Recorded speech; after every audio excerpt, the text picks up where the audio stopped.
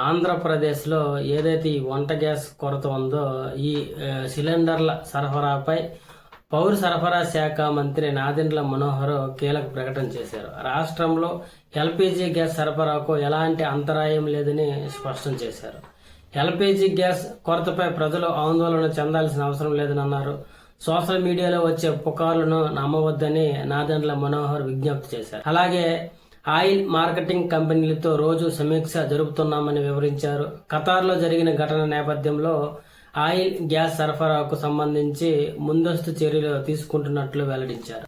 అలాగే పట్టణ ప్రాంతాలలో పిఎన్జి వినియోగాన్ని ప్రోత్సహించేందుకు చర్యలు తీసుకుంటున్నట్లు కూడా వివరించారు. అయితే 60,000 మందికి పిఎన్జి గ్యాస్ అందించేలా ప్రణాళిక తయారు చేస్తున్నామని తెలిపారు. ప్రాధాన్య క్రమంలో వసతి గృహాలు, ఆసుపత్రులు, అన్న క్యాంటీన్లు, కొన్ని హోటళ్లకు గ్యాస్ సరఫరా చేయాలని మంత్రి ఆదేశించారు. అలాగే పౌర సరఫరాల శాఖ అధికారులు, జిల్లా జాయింట్ కలెక్టర్లకు ప్రత్యేక మార్గదర్శకాలు జారీ చేయనున్నట్లు వెల్లడించారు.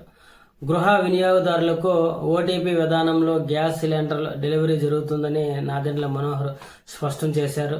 గ్యాస్ ఏజెన్సీల వద్ద గుమ్మగూడవద్దని ప్రజలకు విజ్ఞప్తి చేశారు. అదేవిధంగా ఏపీలో ఎల్పీజీ గ్యాస్ సరఫరాలో సమస్య రాకుండా చూడాలని సీఎం చంద్రబాబు అధికారులకు ఆదేశించారు. అలాగే పిఎన్జి, ఇండక్షన్ స్టవ్ వంటి ప్రత్యామ్నాయాలపై దృష్టి పెట్టాలని సూచించారు. రాష్ట్రంలో పెట్రోలు, డీజిల్, ఎరువులకు లోటు రాకుండా చూడాలని అధికారులకు చంద్రబాబు స్పష్టం చేశారు.